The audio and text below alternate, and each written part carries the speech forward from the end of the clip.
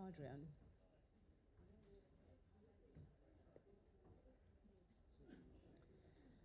Well, good evening, everyone, and welcome to this ISS discussion here at the Book Lounge in Cape Town. My name is Judith February. I'm from the Institute for Security Studies, and I'll be attempting to chair this panel this evening. We are bringing together our three panelists again. We've had a similar event a few months ago, well, last year, and which provided for some fascinating conversation about our country and its current political crisis. And I use the word crisis advisedly. And so welcome to all of you who've come out here tonight. I'm going to start by introducing our panel. From the far left is Adriaan Basson. Adriaan is the editor of News 24. Right in the center is Pippa Green. Pippa Green is a journalist, author, and is now at the University of Cape Town. And Mpumelelo Mkhabele, who is the former editor of the Sowetan and is currently a fellow at GovIn at the University of Pretoria. We're going to give each of the panelists about 10 minutes to speak about the current South African crisis. The question I've put before them is whether South Africa indeed is able to reshape its politics. We know that the ANC itself is divided, is fractured. We also know that we have a president who seems to be engulfed in more and more scandal every day. And we know also that there have been damning findings in the Public Protector's report of October last year regarding issues of state capture. And that network of cronyism and patronage obviously finds expression in a lot of our politics and much of the division that we're seeing at the moment. We have an ANC policy conference, which is coming up at the end of June, the first week of July. And then, of course, we have the ANC elective conference, which is happening in December. And these are all milestones, of course, on the road to 2019 and our next election. But as far back as 2005, then Secretary General of the ANC, Kgalema Motlanthe, said that the cancer of corruption is eating away at our party. And so really, while we focus quite a lot in the media, and we're all guilty of this, on the person of Jacob Zuma, on the rampant corruption that surrounds him, his ethical failures, trying to remove Zuma is one thing. And there have been many marches around Zuma falling, etc. But really it is about trying to change the ANC. Can it in fact be changed? We've already had a fascinating conversation downstairs before this panel around what might be some options with regard to trying to reshape our politics, but also for the internal revival of the ANC. And so hopefully our panel will shed some greater light on the issues that face us today. I'm going to turn firstly to Adriaan. And this is really going to be just a wide-ranging conversation. And so we hope also that at the end of it, we will have time for questions. And hopefully you can all be engaged and asking some interesting questions of our panel who have a lot of knowledge between them and insight on matters of South Africa and politics. So Adriaan Basson, over to you.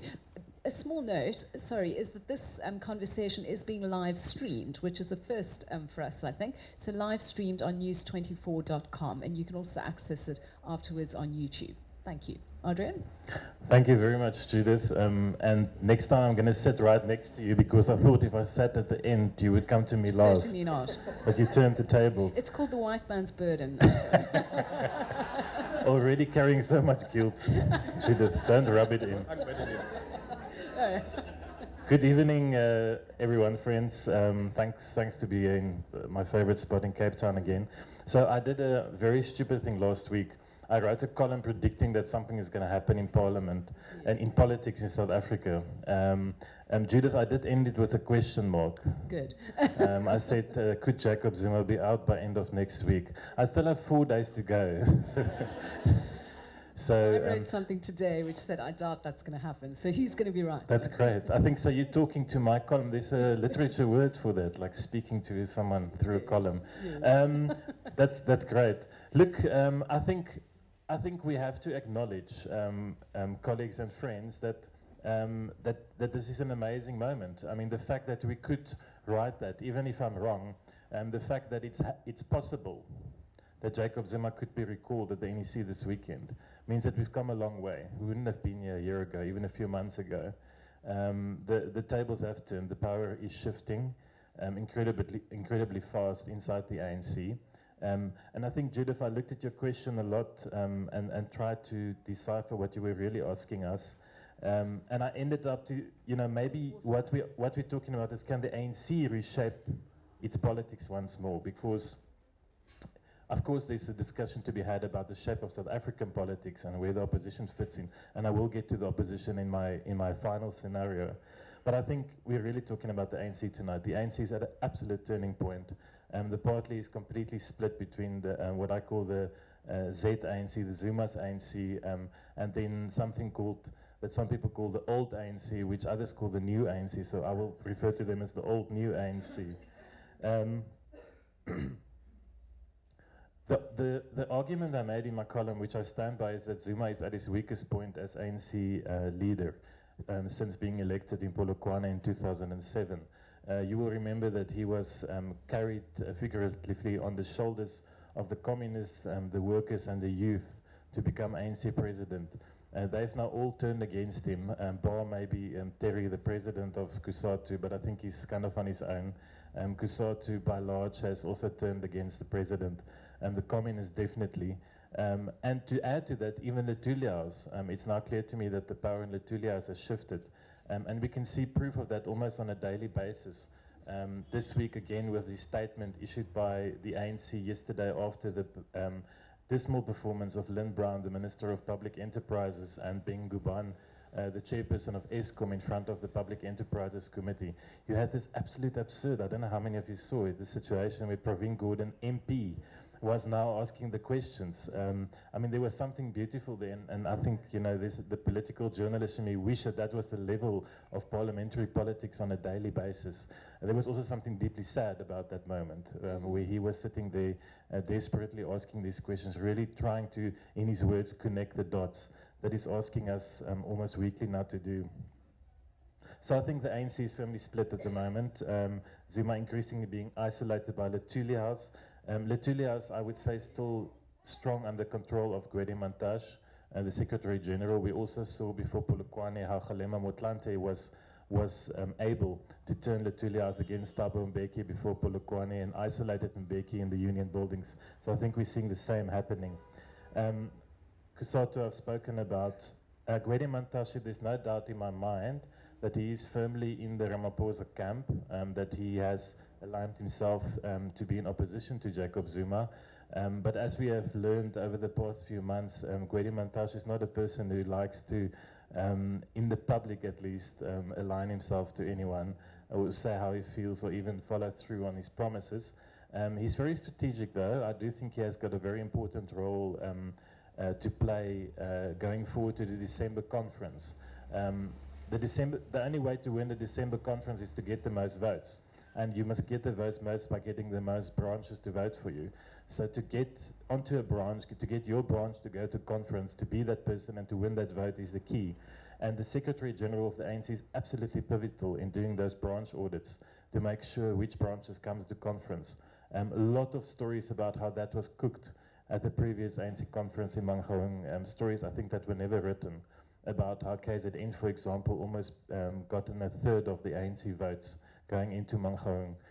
So we're going to be faced with that again, and I think it's crucial for Ramaphosa going into December to have an ally in Gwede Mantashe in that office, to be sure that the branch audits are done correctly and that the right branches go to conference. And by that I mean branches that actually exist.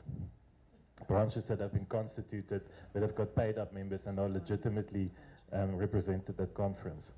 The Premier League, so I also wrote a column. You see, the nice thing about media is that people forget, So in January I wrote a column to say that Nkosazana Dlamini Zuma will definitely be the president of the ANC.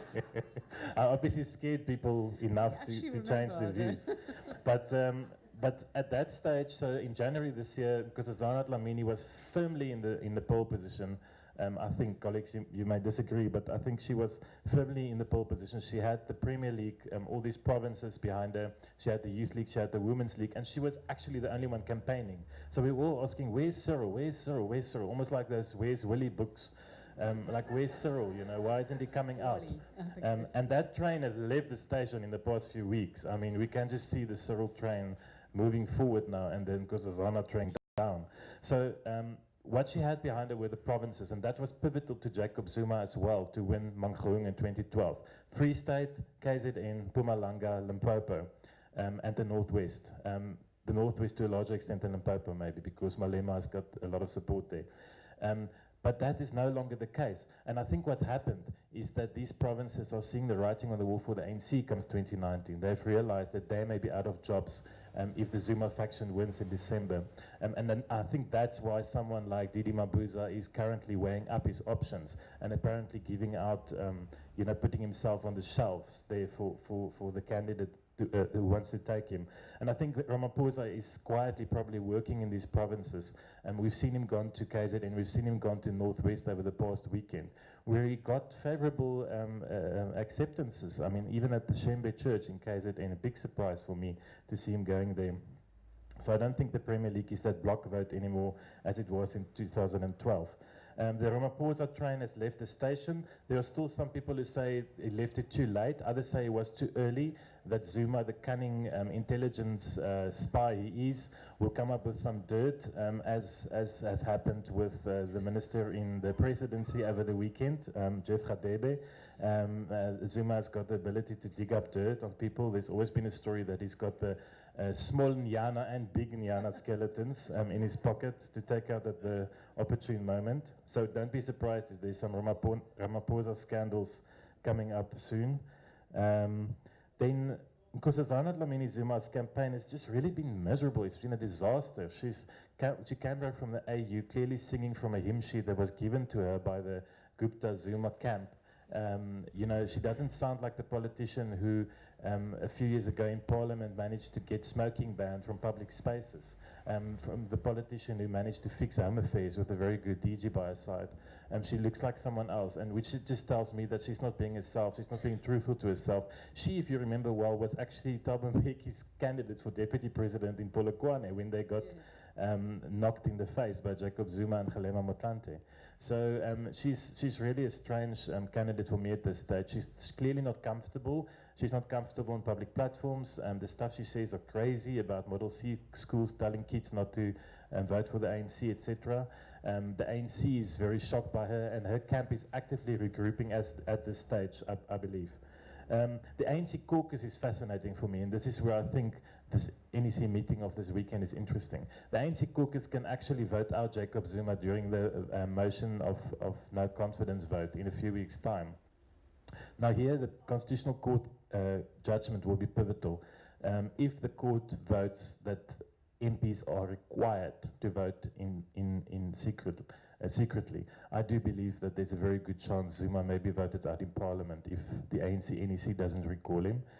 If the Constitutional Court does not compel Parliament to make the vote secret, it may be more difficult. But I do think the caucus has found its own voice. You could also see yesterday at the Public Enterprises meeting that not only Pravin Gordhan but other ANC MPs suddenly had this freedom to just speak openly and frankly to the ESCOM board and Minister Brown. Judith, I'm almost done. So 3 scenarios. First one, Zuma out soon, either through the ANC this weekend or at the next NEC meeting, or through a motion of no confidence in Parliament. That is a possibility. Secondly, a December revolt against Jacob Zuma, where the Ramaphosa slate wins today, a new time, a win for the old, new ANC. People like Lindiwe Sisulu will probably come in, someone like Zweli Mkhize, a clear power player from KZN and a clear future star in the ANC. Someone like Gwede Mantashe will be there. And then my question, can he make space, will Cyril make space for someone like Didi Mabuza to break the Premier League and get the provinces over? Judicial Commission of Inquiry into state capture will probably happen on Ramaphosa's watch, and we'll definitely see a series of Zuma trials. I'll just call them Zuma trials, following if the right people are appointed into the right institutions.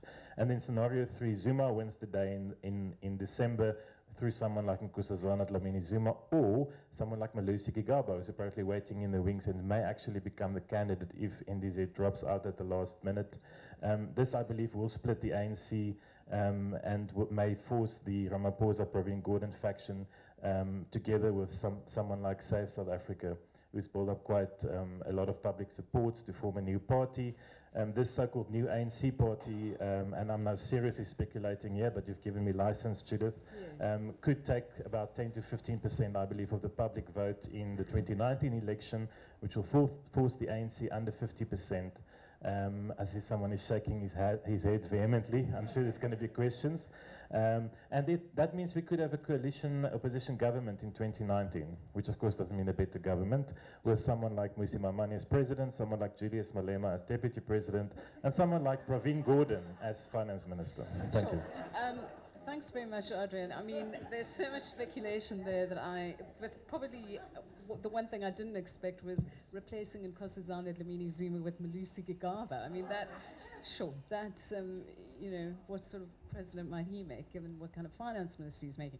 So I think we'll move straight on to Pippa. I mean, I've got lots of questions and comments, but, and there's head shaking going on. But Pippa, you've got 10 minutes. Okay, thank you, Judith. And wow, thanks, Adriaan, for your look into the future. Because I looked at this question, can South Africa shape its politics one more time? And I was really stumped. And now I don't know whether to answer yes, no, maybe, all of the above. And I look at this audience and I see among them these really smart people who know much more about this than me. So let me try and say really that why it's important to do so, whether the answer is yes or no, why it's really critical. And to try and help me answer this, I went back to Judith's article on precisely this issue, and she recalls how Mandela, when in 1999 was called by then Judge de Villiers before court in the case brought by the South African Rugby Union by Louis Late, because he'd appointed a commission, I think it was earlier than that actually, it was 98. He'd appointed a commission to probe South African rugby, which Louis Late had objected to. And Mandela, his legal advisor, said didn't need to go to court, but he did, partly to show that he respected the institution. And there was a very long cross-examination by a very hostile advocate for SAFU, and he insisted on standing throughout the cross-examination. The judge said, please take a seat, and he was very formal and insisted on standing. And about a week later, I was then at the Sunday Independent, and we were tipped off a bit about the background of this particular judge, Judge de Villiers, who was a very courteous man in all sorts of ways, but that he was a really hardcore apartheid judge. So when Steve Tshwete had been banned and had asked for permission to relax his banning order so that he could move from Bisho, where he was restricted, to East London, so that he could take up a job to support his family, this judge denied it. So, and there were other cases as well, kind of forced removal cases and so on, where Judge de Villiers did not exactly come out on the right side of history. But when we published it, Mandela, for all of his formality in court, showed this kind of mischievous delight next time he saw us in the media gallery about how good it was to show exactly what these judges were about. But he said, you respect the institutions. And it's a point that last year when I was doing the Truth Commission, the interviews with former Truth Commissioners for a podcast series called History for the Future, and Yasmin Suka, who must be really one of the most extraordinary international jurists, and she's from South Africa now in the Foundation for Human Rights, said to me, I'm not going to read you the whole quote, and you can listen to it online, but she said Nelson Mandela's dream and vision was of building a democracy in which you would have independent institutions. And she went on to say it was the time that the El Bashir case was going on, and when the government had smuggled him out of the country. And she said, how do you tell your citizens that the judiciary is there to protect them when you so flagrantly undermine it yourself? How do you tell them that the public protector is on their side when every cabinet minister was basically dissing Thuli Madonsela? And I think that, you know, she said if you demonize the institutions, it's deeply problematic because it undercuts their value.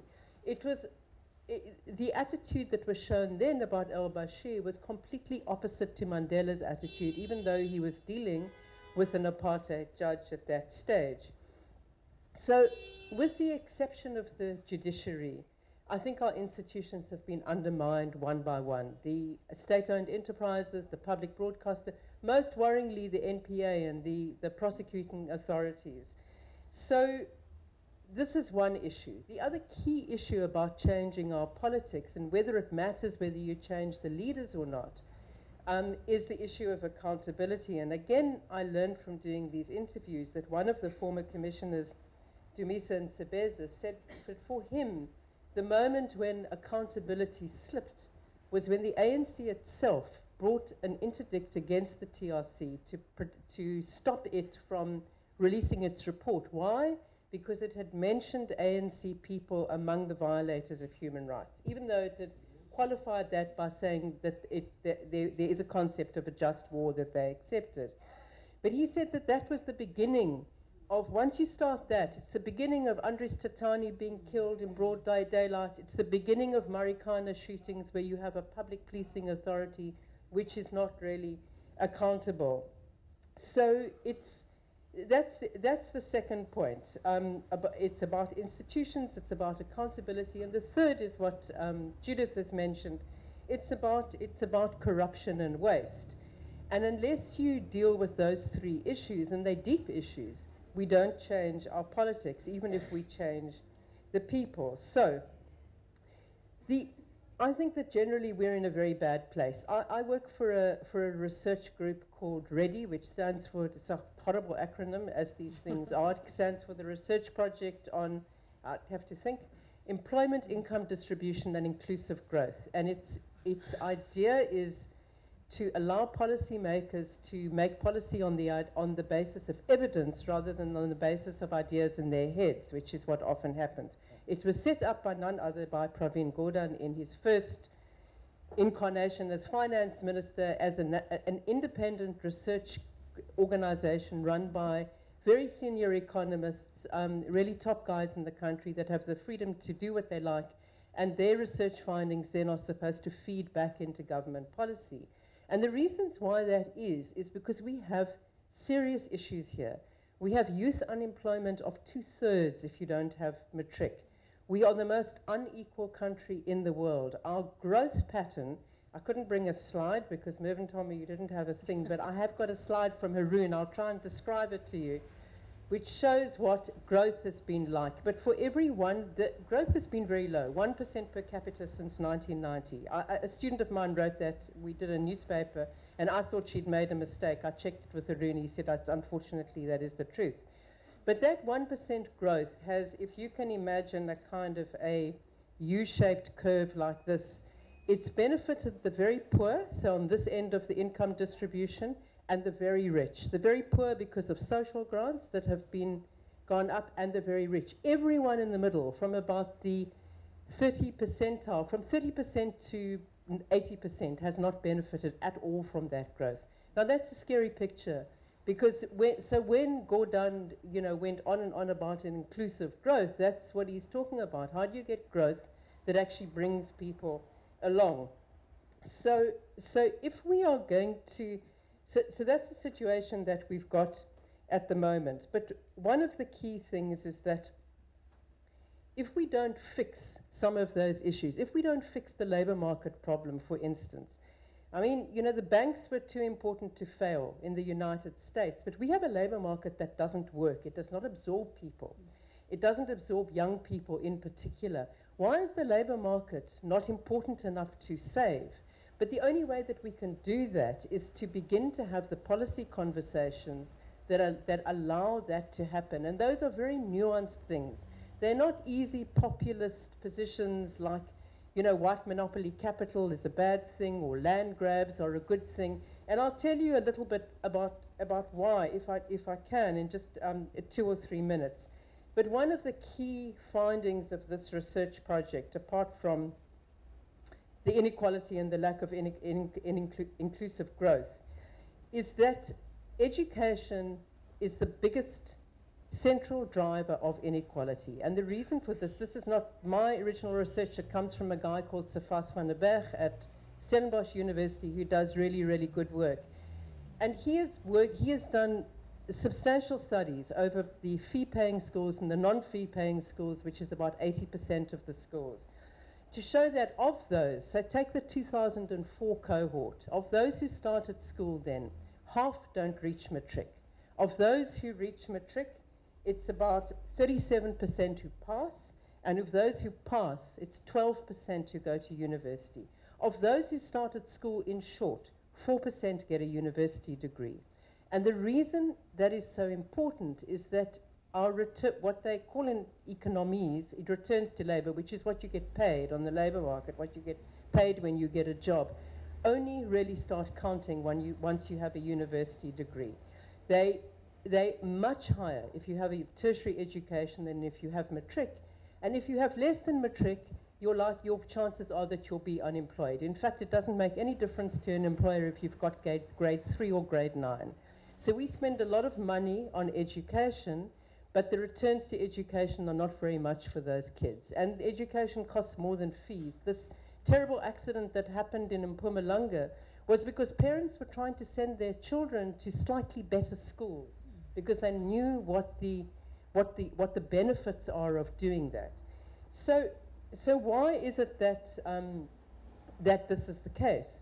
I mean, I'm not going to go into all of the reasons because partly it's about our teaching, but just to tell you what our state of affairs is, that our reading and mathematics scores in grade 5 or 6, when children should be prisoners or the president, going up or down, I don't know, yeah, or both. Yeah. Fire engine. That our scores on reading and maths are lower than Swaziland and Malawi. I mean, how can that be?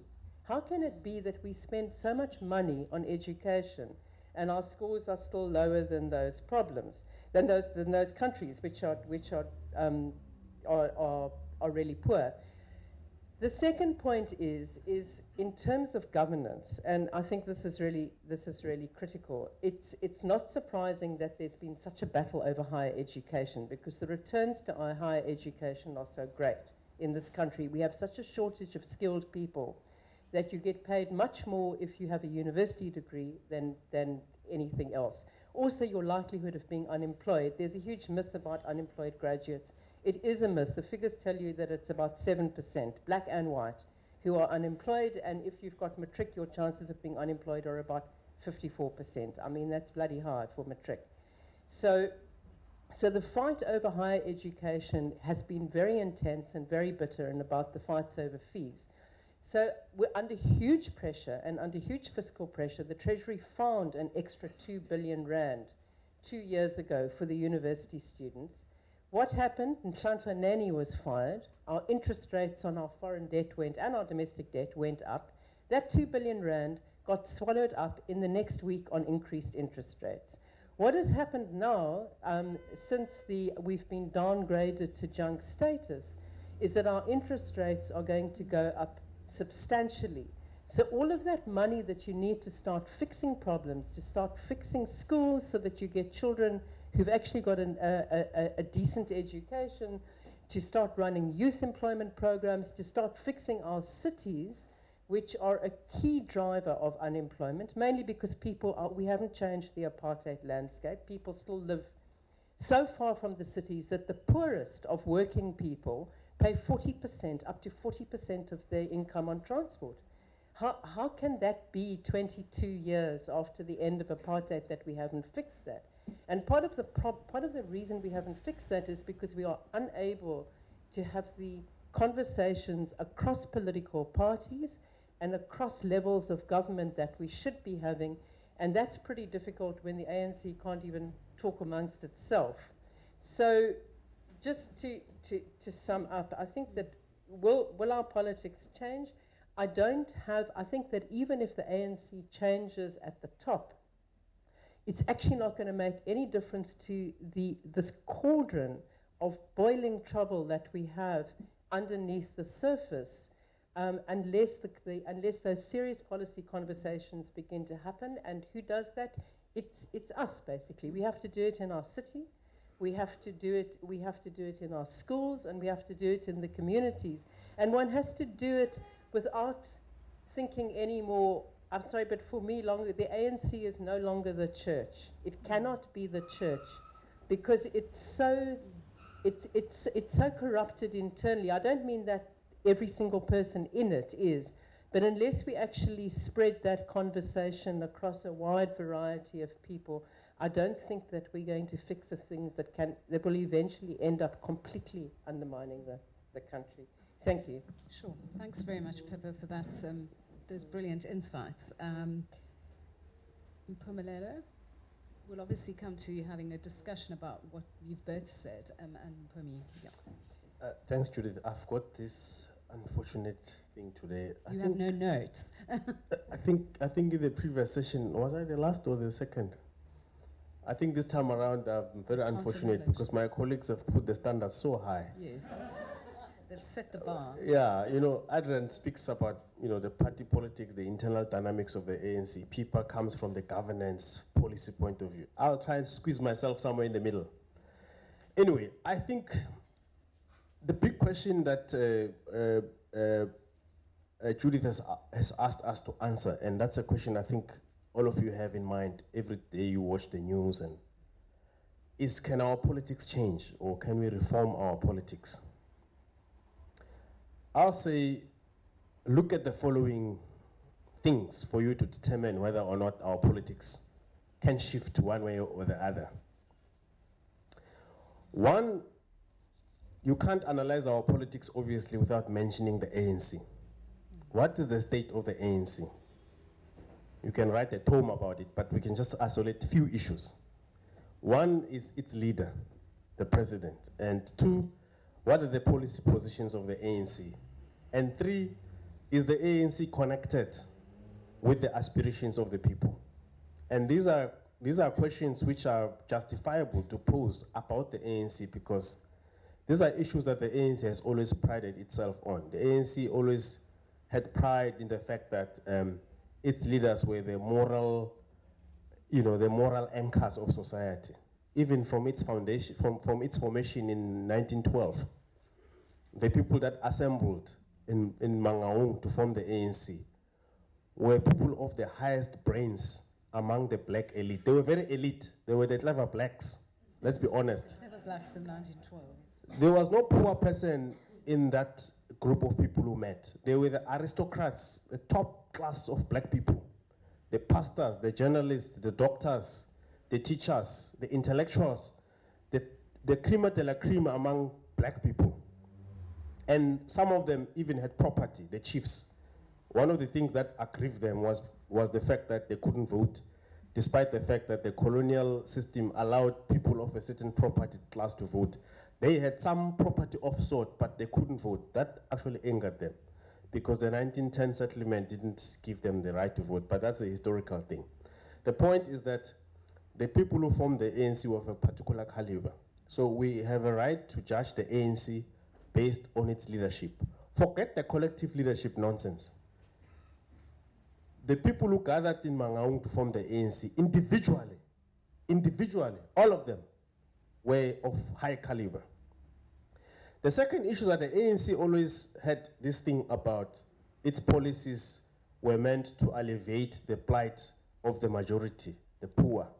So their policies have always had legitimacy on the basis that they represent the aspirations of the poor. In fact, they always positioned the party as an offshoot of what the aspirations of the people were. And those who rose to the top were the only different thing about them was that they had the ability to articulate the aspirations of the poor. It was not because they were top elite and therefore they could impose themselves on the poor. No, it was the other way around. That was the thinking, that they are the offshoot.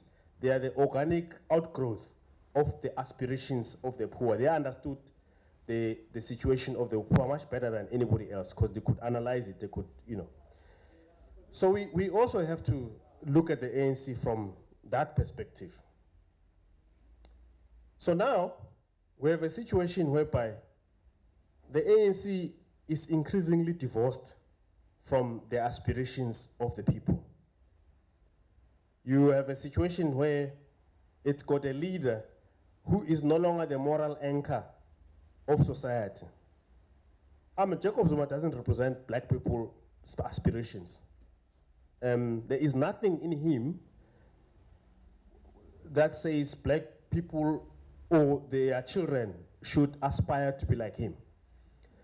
nor does it represent aspirations of anybody else, whether it's white, black, colored, Indian, whatever.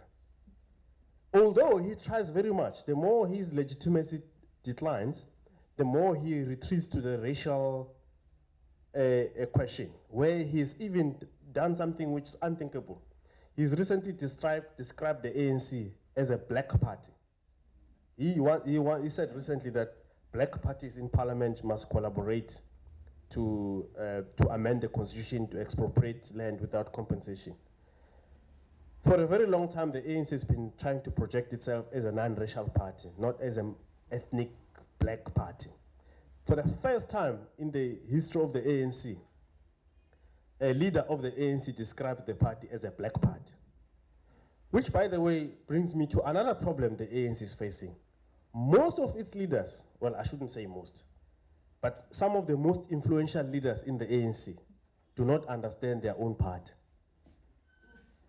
For a very long time, or recently, the ANC has been speaking about political education. They need to do political. They've resolved in Polokwane, in Mangaung, that they need to do political education. We're not seeing the outcome of that political education because the very leaders who are supposed to preside or educate the members, they themselves don't understand the origins and the character of their own party.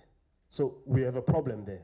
They don't understand their own party, whether they can understand the dynamics of society, a complex society like South Africa.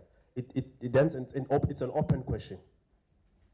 We can say a lot of stuff about the ANC, but I want to park the ANC on the other side.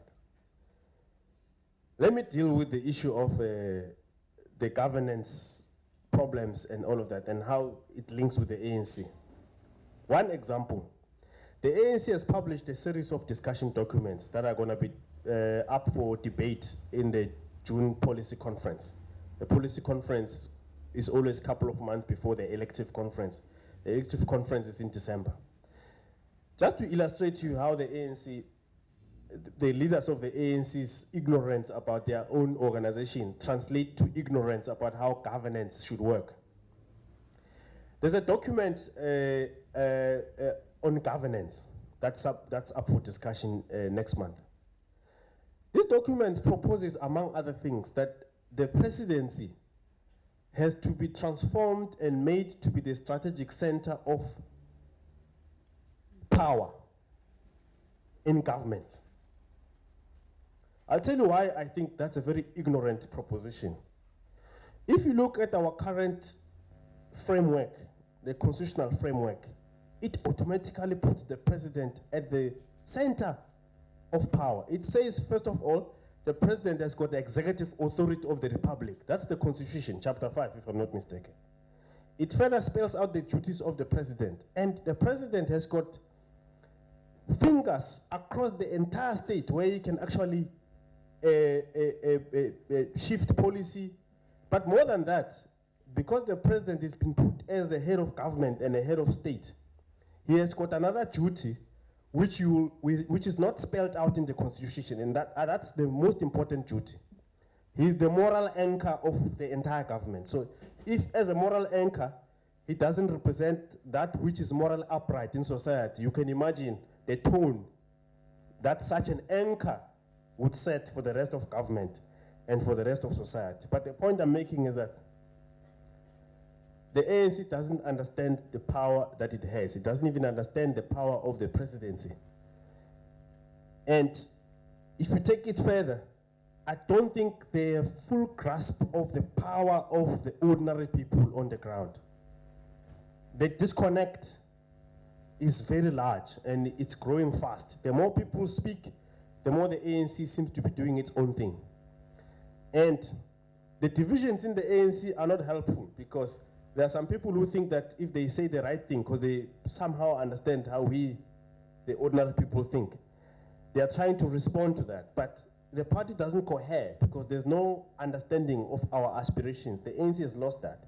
What keeps the ANC in power, you might be thinking, we might be asking, is that people haven't forgotten what the ANC has been able to do for them over the years. People haven't forgotten what that the ANC brought them freedom, that the ANC went through struggle, and all of that. But over time, people will learn that the ANC has deserted some of those values or is deserting them fast. So that realization, when it comes, it won't come nicely because it will come via losing an election. It will come via some people can't accept the fact that there must be a new party in government. Yet they want the ANC out. You can imagine what those people will do. Those people will see, will think that there's a vacuum in society because the party that represents them must go out. But they don't have an idea who must come in. So that's a big issue. That leads me to the last point I want to make. Is the opposition in South Africa ready to govern? Because we often overanalyze the ANC. We talk about the ANC, everything's about the ANC. The ANC talk about itself. These days they talk about how they think they're going to lose the elections if they don't fix their mess. That's those who understand the extent of the mess. But not everybody does. But we have to think, is the opposition ready to govern? During the protests that took place in Pretoria, the Union Building, after the sacking of Pravin Gordhan, I went to 2 of those marches because I wanted to see what's going on. And I was shocked that the Freedom Front Plus, the leader of the Freedom Front Plus, I think is Peter Mulder, could share a stage with the Communist Party Deputy Secretary General and Mike Haywood of Section 27, and Zwelinzima Vavi, and some other ANC sympathizers, and as well as other opposition leaders, Maiman and other people.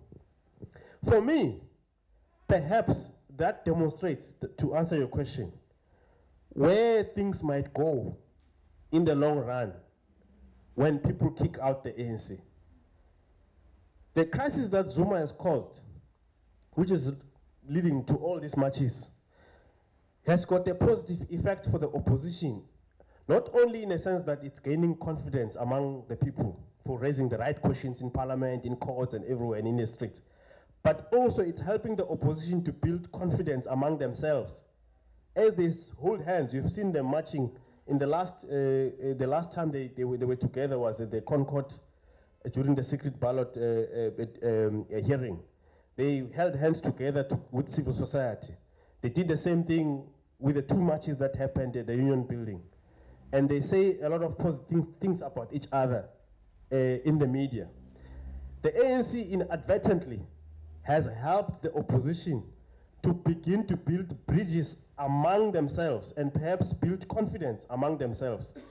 That will be critical should in 2019 or even the election thereafter result in a coalition government. So they already have experience of working together in protest against the ANC. So that's an important thing to look at. I'll take questions. Thank you. Thank you very much. You can keep it for me. Okay. Well, thank you very much. I've got a couple of follow-up questions, and then I'm going to open it up to the floor. That was fascinating, and I told you this was an A-class panel. Adriaan, I mean, you, and basically to you and Pippa, because you started off by saying that, you know, we talk a lot about the ANC, that this is about the ANC and reshaping the ANC. And Pippa makes the larger point that it's actually about kind of trying to fix the institutions. So maybe actually, Pippa, to you first. I mean, part of this is also, we tend to look very much inward as South Africans, but is part of your argument around having thoughtful, nuanced conversations about issues of policy, is that not a kind of global malaise in a sort of post-truth world? Yeah, the post-truth, definitely. I think, you know, I think that the point is that the policy conversations are really urgent for the country, but in this kind of milieu, you can't have them. You can't have them when you're worried about who's going to be finance minister tomorrow, whether you're going to be rated junk next week. You can't have them. So it's very important to get the kind of stability, political stability and fiscal stability to have those conversations. Okay. Adriaan, did you want to add to that? Absolutely. I mean, I wish we could. I mean, Pippa's contribution was just so excellent, and I wish those are the discussions we could have every day on a platform like News 24. But that feels like a luxury to me at the moment. I'm sorry to say. It feels like what we are concerned about today is that we won't buy nuclear because it will destroy the future for my children and his children, etc. I mean, we want the NPA just to be able to work. We want the court to be able to process these horrible rape cases that we've had in the past few weeks. We just want textbooks to be delivered in a truck to Limpopo schools, latrines to be replaced with toilets. You know, those, I mean, it's difficult. You know, the position that we sit in every day, there's, I guess, about 500 to 1,000 stories we could cover every day. We're not getting to these debates we should be having because we are stuck. We're stuck on the rape and the textbooks and the toilets, and the corrupt leadership. You know, and I just think that I agree with what people said earlier, that it's very easy to blame Jacob Zuma for everything, and I do think that's wrong. I do think there's definitely wider responsibility to be taken, but also the leadership is just missing. There is definitely something to be said for this missing moral leadership. Who just wants to fix things. So I agree with your assessment that, you know, I wish we could have these debates. They are important, but as Pippa said, we just simply don't have the stability at the moment to go out of this very basic kind of working state arguments.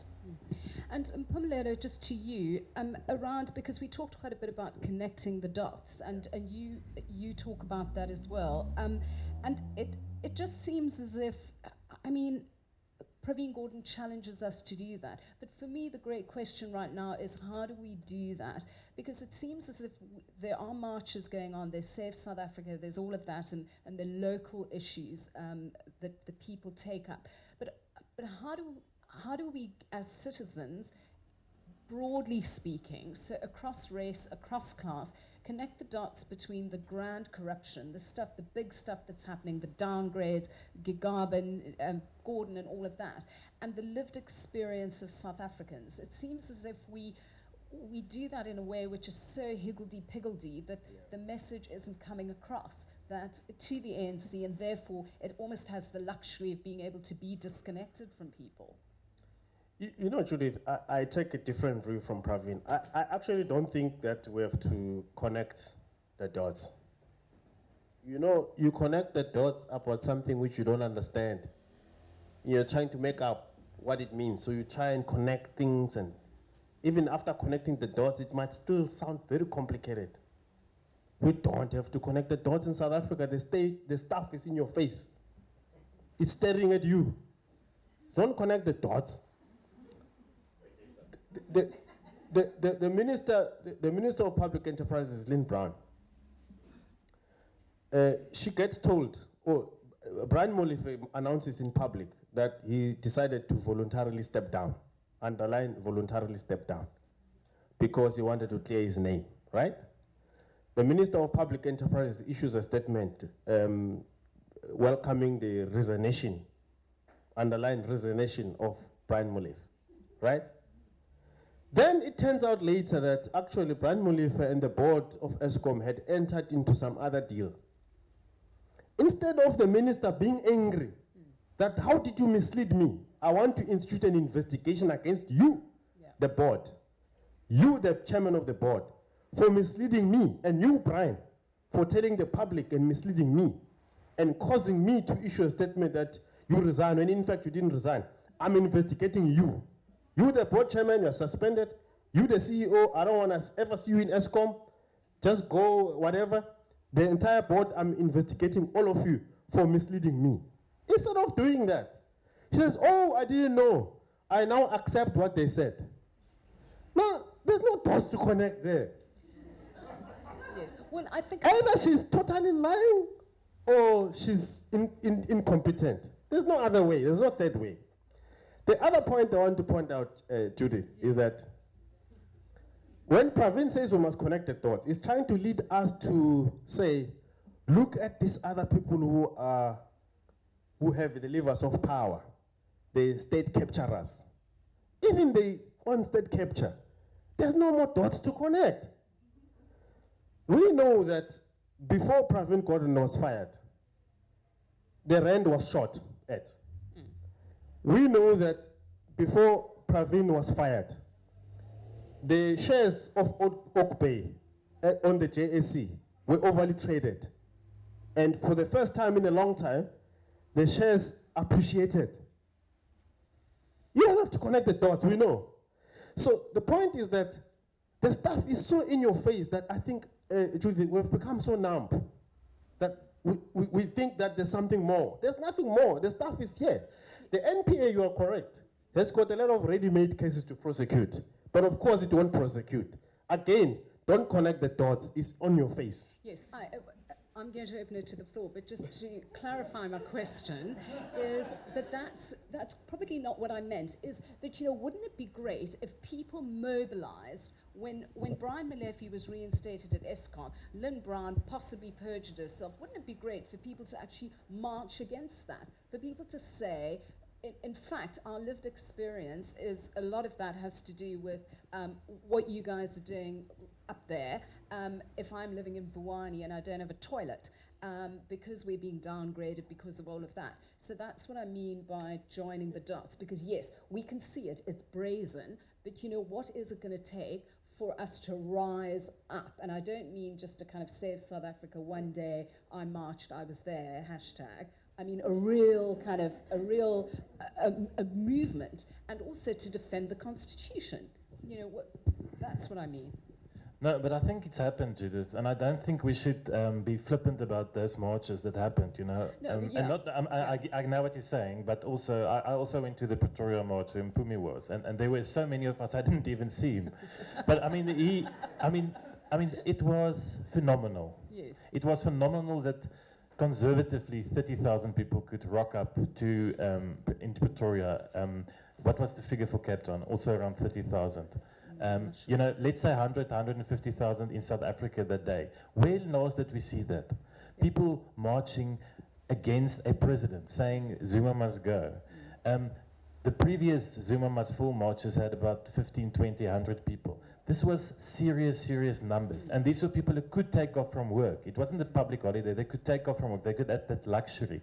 And what I did that day was specifically during the march to speak to individual people who were there, specifically people who I could see was poor. And I went to them and said, like, why are you here? How did you get here? A lot of people bought taxi tickets, got up at 4 that morning to get to Pretoria to be there because they're gutful. And I think that's what's coming through from what Mpumi has also just said. The dots have been connected. People understand. It's not that difficult. Zuma must go. People are willing to stand up. They're willing to march. They did it again at the Constitutional Court the other day. And I believe there will be more of those marches in time to come. So I do think there's definitely some kind of broad civil movement starting to get together. It's probably not going to have a brand like the UDF used to have. It's probably going to be an amalgamation of civil society organizations like Save SA and Section 27. Mark Haywood, his book has just been launched. Amazing guy who's really been fighting for 20 years with civil society for civil rights. Started with the TAC, now a very big driving factor behind Save SA. And I agree with Pumi, the opposition parties have gotten together. How that's going to turn out for them in 2019 when they don't have a central enemy is another question. And we'll open that up to the floor because that was one of my questions. I mean, now is really crunch time for the opposition in those metros to show that they can govern. Just a very last point on the people. The people have also spoken in the election last year, August. Sure. None of us expected Joburg and Pretoria to fall. Sure. Right, I'm going to open it up to the floor. Questions, please can we ask you to keep it short and also to give us your name before you... so, person in the yellow jacket, the one who was shaking his head vehemently at Adriaan's point. I'm not going to let Adriaan get away with that. And then in the front. So I've got 2 questions. Sorry, I'm James. I've got 2 questions. I can't remember both, but I'll remember the first one. Oh, I've got them now. You're too young not to remember, James. So the first question is, I've also heard the rumors of this weekend, the NEC, we hear that there's another chance that this might happen. But isn't this just a repeat of what we saw previously with Derek Hanekom putting his head on the chopping block saying that this is happening? What is the concrete proof that this is something new that we are seeing in the NEC? And the second question I want to ask, Adriaan had 3 different scenarios, and I want to ask that isn't there a 4th scenario? And that scenario is a march with 30,000 people takes place, the government, as they've done in the past, threatens the protesters, a shot gets fired, and a mass mobilization happens across the country against the government, as we've seen in countries elsewhere in Africa and across the globe. Cool. Thank you. And gentleman in the front, are you talking about a kind of Arab Spring situation? In here. Yeah, thank you very much. My name's Anthony Silverberg. I'm with SIA, which is a leading think tank, one step ahead of the ISS at the moment. Really, Anthony? Gosh. First of all, I'd like to thank all the speakers for their presentations and their views here. However, I feel you've missed the point in some ways. To get change, you need only 2 ingredients. You need a leader with vision, who knows where he's going in the future. And I don't see anyone anywhere in South Africa at the moment who's got the leadership and the vision to get anywhere.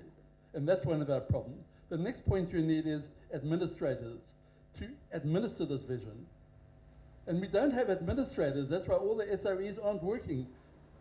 Eskom, South African Airways, science, people, the board cannot even do basic mathematics.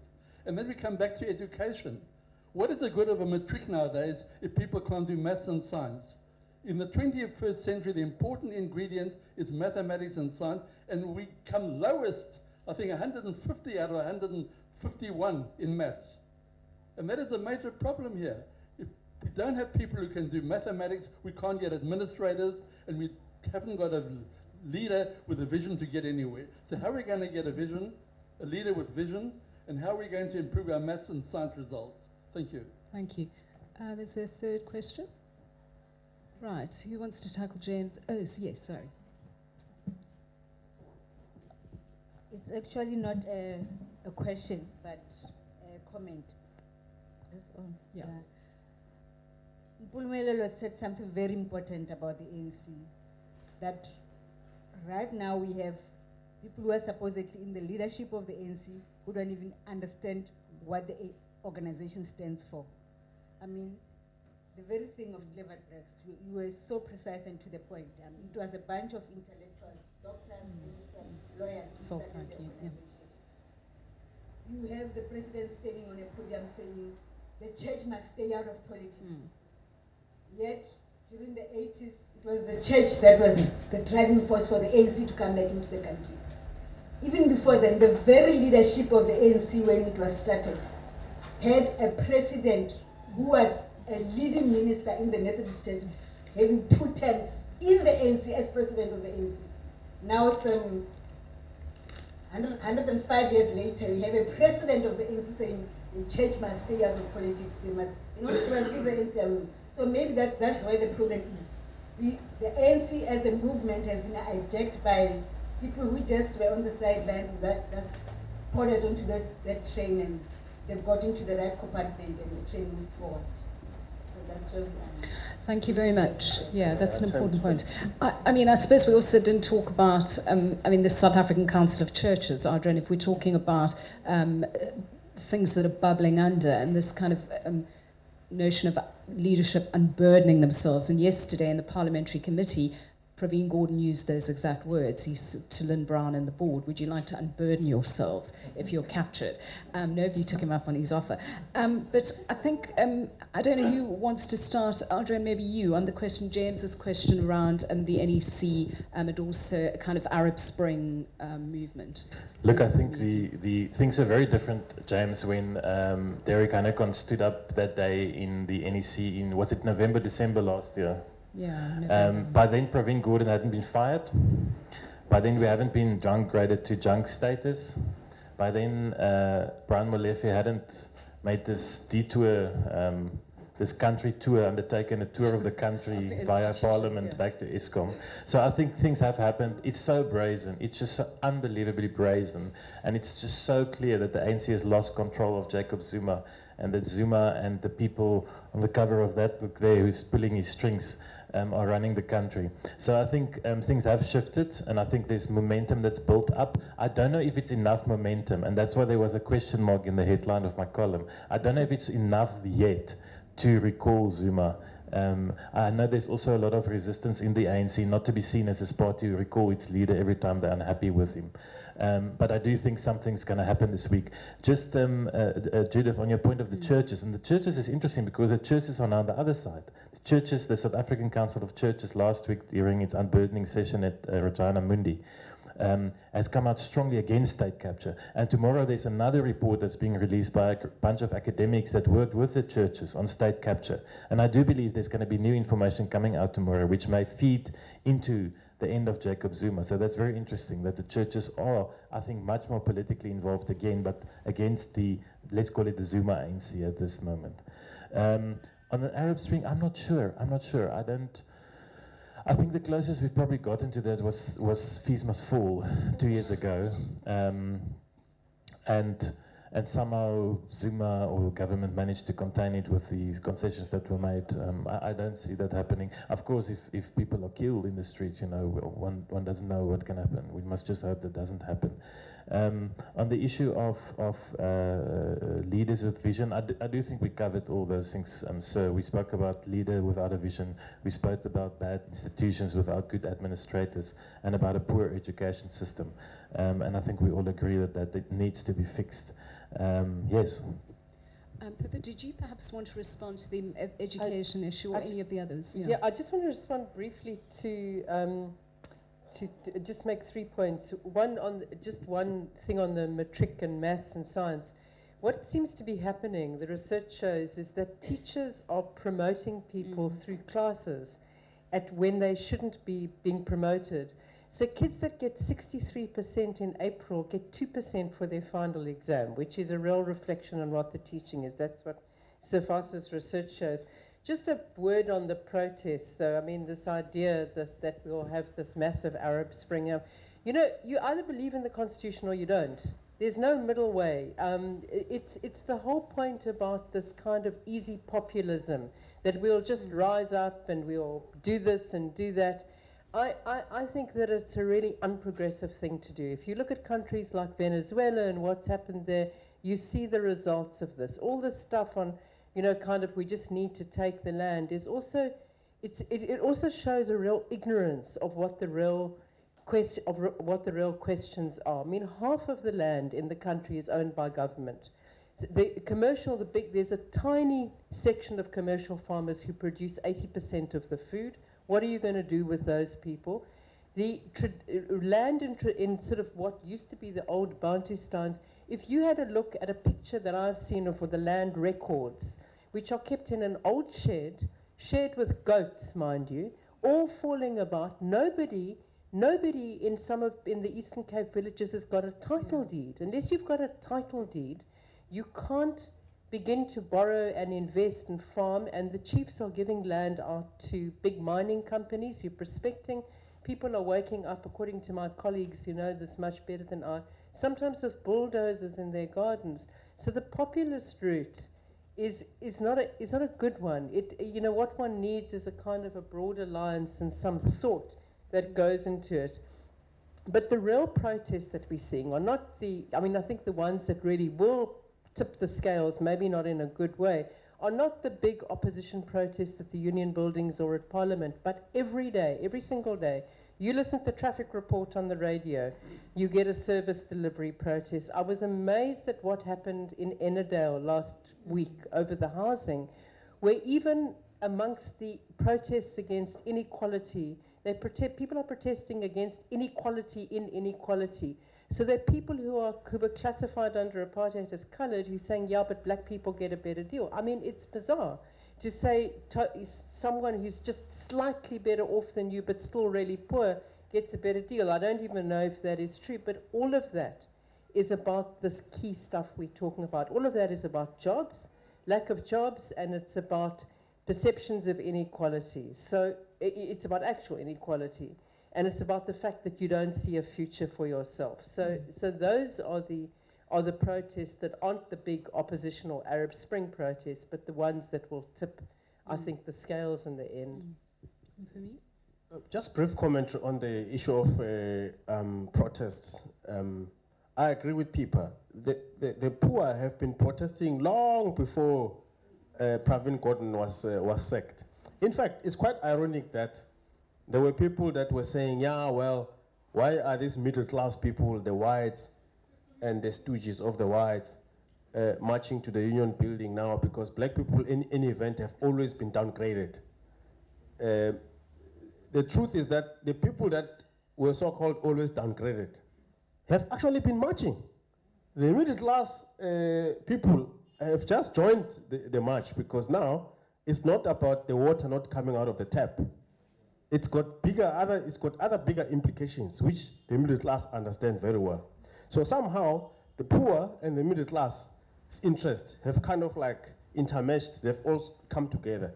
When the poor now protests up in Soweto, or recently there was a protest in Springs or in Vuwan and all of that, I'm sure after the recent developments in our country, we, the middle class, now understand why the poor are protesting. I think people before used to dismiss the poor people. Like, yeah, these people are just a nuisance. But now with the recent happenings and with the middle class having joined the marches to the union building, I think we're now appreciating the common interests across classes, across races, across regions, across political affiliations. So clearly a movement is coming, even though you don't meet the poor people and march together and bend tires. You do your own protest, which is non-violent. But the modus operandi is the same. It's a disgruntlement against the status quo. The poor people of Mpumelelo, there's a municipality called Mpumelelo in Gauteng. I mean, the mayor there blew 1.2 million rand on Nando's using municipal money and stayed in hotels and all of that. That area, it's poor. The people need service delivery. The next time people march there, that they say they want service delivery, Judith, we don't have to connect the dots. We know that the mayor took the money and bought Nando's. Well, Sylvia... It's simple. Okay, there's a question about what will happen this weekend. Two things are going to happen. Zuma will definitely be discussed, but two options the ANC is going to take, more likely to take. One would be a recall. The other one would be he is not recalled, but some kind of a system is agreed upon where he can be tightly controlled. The second scenario is it will be pushed or motivated by those who are aligned to him to say, rather than having him exit completely, they will propose to the other group, let's rather have an agreement that we will control him because he's out of control. We'll win him back from the Guptas and we'll manage the situation until the remainder of his term.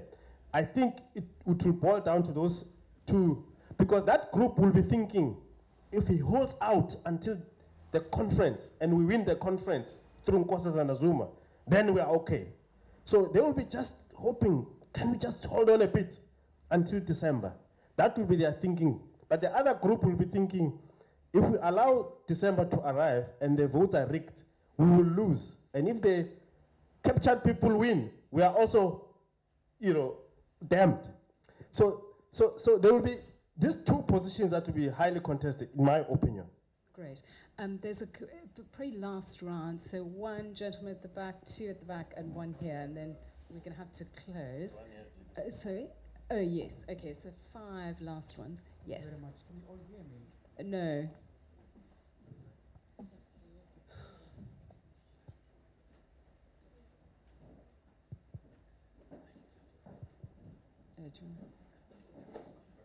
Do you want to use this one?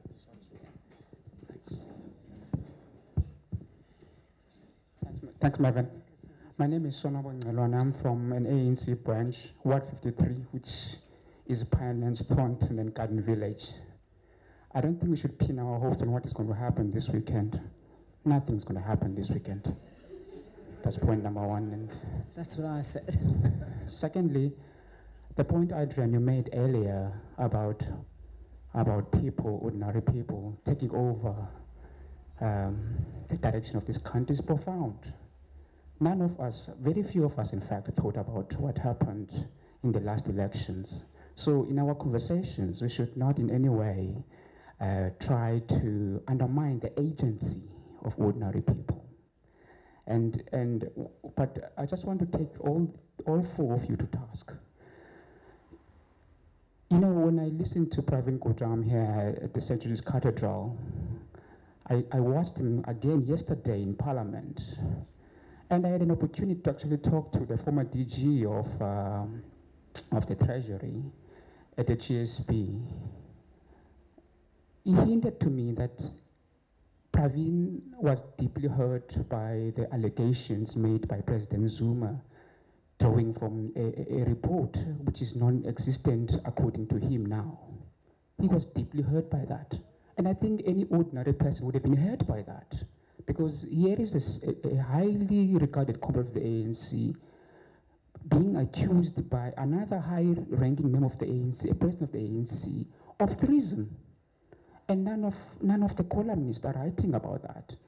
I posted on my Facebook that I think Pravin should have actually taken Jacob Zuma to court for defamation, and even his deputy. I'm surprised that none of the columnists are talking about that, how profound that is in terms of how the ANC is at the moment. You would think that Jacob Zuma would be taken to a disciplinary hearing for those kind of allegations without any substance. Another issue again is that, very quickly, Mervyn, I mean, the Minister of Social Development, Matabile Dlamini, made a very silly comment, but it was profound in terms of how it cast serious aspersions on the character of the ANC leadership itself, that they all have small Anyana skeletons. And none of us have picked up on that issue, because it's a serious issue for me. It's a serious issue for a lot of people. I'm just surprised that maybe I've missed some of your columns that you've talked about these issues, but I think we are all distracted by Zuma, that we lose sight of small things that are actually beginning to tell us that the ANC is gasping for air, is in ICU. Thank you. Thank you. I've got two at the back, one here and one there, and then we've got to close. So if we can keep it quite short, sorry. This bookstore at some point closes down. Yes. Hi, my name is Gwena. My question is back on the succession race. I think we need to look at the ANC taking into account its subcultures that define the ANC. And for us to have a talk about or debate about the succession race, we need to look at what defines the ANC. And I think we were not picking up at exactly what the last speaker talked about, what Pravin said in the previous time, the brown paper bags that are circulating around. And I think it's very important that we need to look at that to say that who has liquid cash moving around without aimlessly, I mean like moving without any effort. I think we need to take into account that when we're talking about the succession race. And to say who has that liquid cash and who is able to distribute that liquid cash without any problem. Number two is that, my question is that, are we looking at President Zuma as in a traditional chiefsmanship? And if so, why are we coming to these conclusions that we're coming to? Because I think if we're looking at him as a chief, and to see how African chiefs have been propagating patronage, making sure that big projects go around so that they can sustain themselves with this big patronage, to make sure that people are voting for them. And I think that's the kind of subculture that defines the ANC. And my question to say is that, am I wrong to make this kind of analysis? Thank you. Thank you. Ben? Thanks, Judith. Ben Clayle from the Australian High Commission.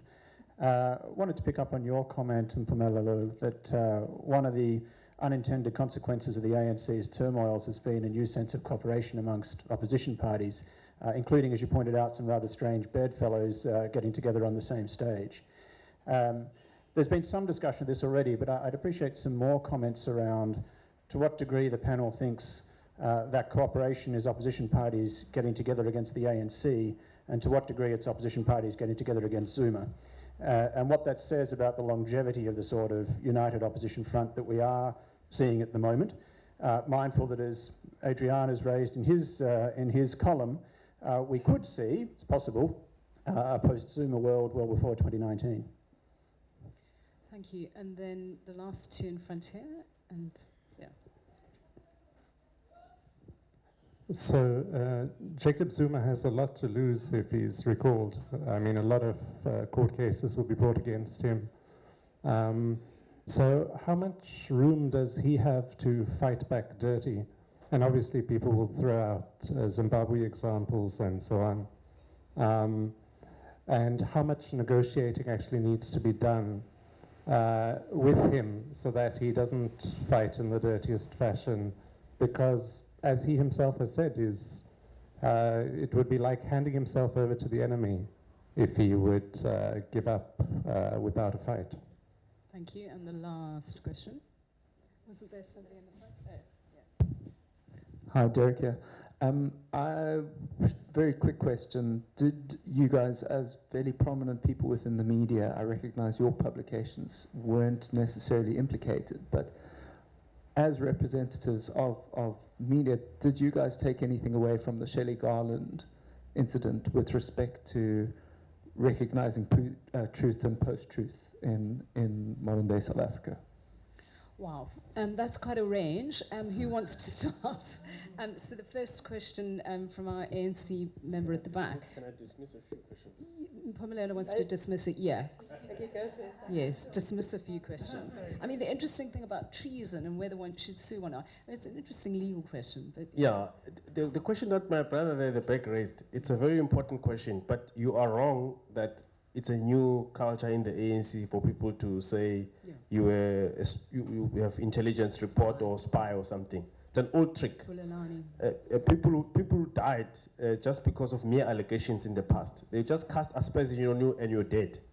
So they used to malign people or even kill people literally. We know what happened to Paulo Jordan at some point in exile. We know what happened to the brother of Joe Seremane at some point in the ANC.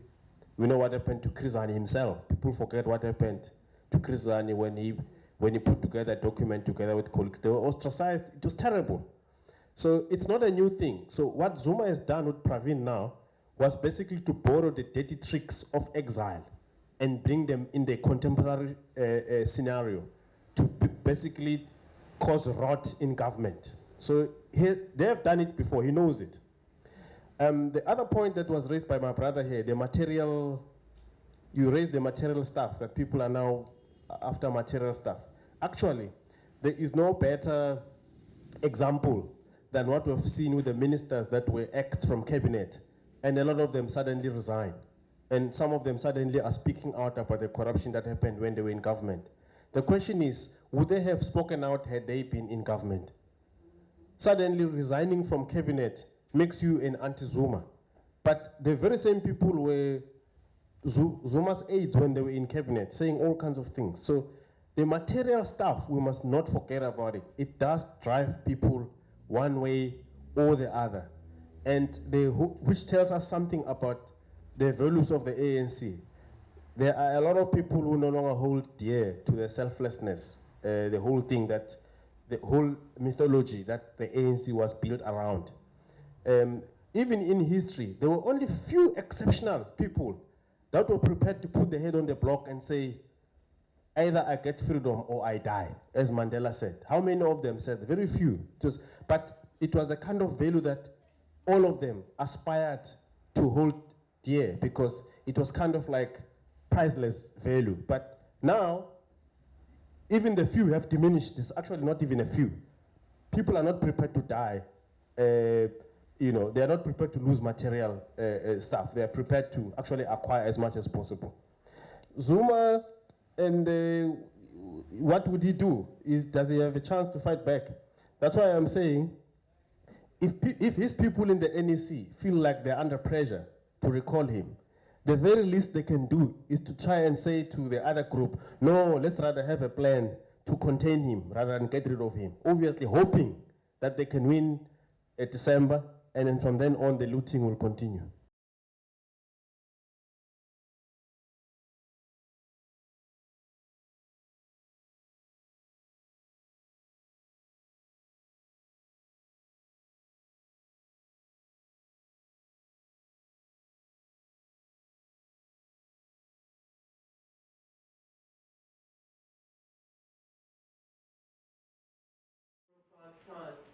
And I interviewed him for a book I did on Trevor Manuel, and one of the things he said to me was how tight-lipped he was taught to be, even if he profoundly disagreed with somebody or was hurt. And I think the quote was, he said, "You watch my lips, they are zipped." I mean, this is different. This is different, right? I get the feeling that he's deeply personally hurt, and I think it's a really profound and telling point that you've made. And I think that, you know, this point on the ANC and what it does to people who've been dissident from exile. I mean, Terry Bell is sitting here, who's done a fantastic book on a portrait of one person who was an Umkhonto we Sizwe recruit in the 60s, and what happened to him when there was not even political dissidence, but just dissatisfaction. And there's a book by one of your colleagues in the University of Pretoria, Tula Simpson, on Umkhonto we Sizwe, which tells a very subtle story without making an overt comment, but a very subtle story, just putting together a picture of how deep the betrayal was, that we've never spoken about before, but just how deep the culture of betrayal and corruption was in the exiled ANC. These are difficult things that we've never really confronted, but I think that what has happened is, as that ANC who were in exile have become more powerful, the culture clashes between the internal people like Gordhan have become more pronounced. And then lastly is the point about the spoils and the economy. I had a slightly fearful and gloomy view. I do think that because it's South Africa, maybe we'll figure things out. But Moeletsi Mbeki was on SAFM this morning and saying the problem is that the economy, most of the economy is owned by the state. The private sector is relatively small, so the stakes are very high. If you lose political power, your material benefits really go with it. I think in the case of Zuma, the stakes are particularly higher. And I fear that that maybe we won't have such an easy transition as we've had in the last few elections. Adriaan, last word to you. Just a few points that hasn't been answered. So on the Smolanyana skeletons, I think that's been one of the features of Jacob Zuma's presidency, is that he likes to surround himself with people, with dodgy people and people with checkered pasts. So that first NEC that was elected, NEC that was elected at Polokwane during Zuma's first term, I cannot remember the exact percentage, but I was at the time working on the Mail and Guardian. We did a count, and there were definitely more than almost 50% were either convicted criminals, accused criminals, or had some irregularity, disciplinary hearing against them. So a lot of, Dabatabile Dlamini was absolutely right, when she spoke about small and Yama skeletons, and I think some of them are not as small, and they are starting to come to the fore now. But Jacob Zuma knows where the bodies are buried. That's what people have told me a lot of times when I've asked, where does Zuma get his power from? He knows those secrets, and I think some of that will come out on the race to December. Again, connect the dots. Why suddenly do we see Jeff Radebe's SMSs coming forward when he's put up his hand for presidency? I know Mpumelelo disagrees with me on that. On the Zuma the Chief, very interesting analysis. I think you're completely right. When I wrote my book, Zuma Exposed, one of the questions was, what does Zuma want? And I think at the time, the only answer I could give was he wants to stay out of prison and he wants to become as rich as possible. And I think he's kind of gotten the second right. So he's got Nkandla, he's got his son Duduzane, who's like the chief investment officer for the family, who's made amazing investments and riches over the term. But they've got lots to lose, because if all this unravels, the FIC, with the help of foreign agencies, will go find that money. Unfortunately, he's not the chief. He's the president of a constitutional democracy, so he has to apply to a higher standard. Then, in terms of opposition parties, absolutely, I think they are facing a massive internal crisis if Zuma goes, because what actually unites them? It cannot just be a fight against one individual. It has to be something they stand for. And what do they stand for? And that's why people, even people like the premier of this province, who's in the news for other reasons these days, but I've previously said when she spoke about the realignment of politics, that you may actually see a realignment of the moderates in the ANC with a party like the DA, and then a realignment on the left with the EFF. At the moment, you've got these strange bedfellows of the EFF and the DA working together in Joburg and Pretoria. Things are unraveling in Port Elizabeth between the DA and the UDM at the moment. So it's going to be tough for them working together. What will ultimately distinguish a party like the DA from the EFF if people go to vote? That's the question voters will ask. And just on fake news, absolutely, I think in the months going forward to the ANC conference, we're going to have to be more vigilant, do more checks on any leak, on any brown envelope we get leaked, on any SMS or pictures we get leaked of politicians, because it is going to get dirty. Mpumelelo has got a 30-second intervention. Sorry, yeah, to your question, I'm sorry I omitted very quickly on the opposition parties. This is what they've been doing lately. You'll remember that when the EFF was ejected in Parliament and there was whole macarapas flowing in the air there with the bouncers and stuff, the party that went to the Concord to complain was the DA. And at some point when the DA lodged the case in the Concord,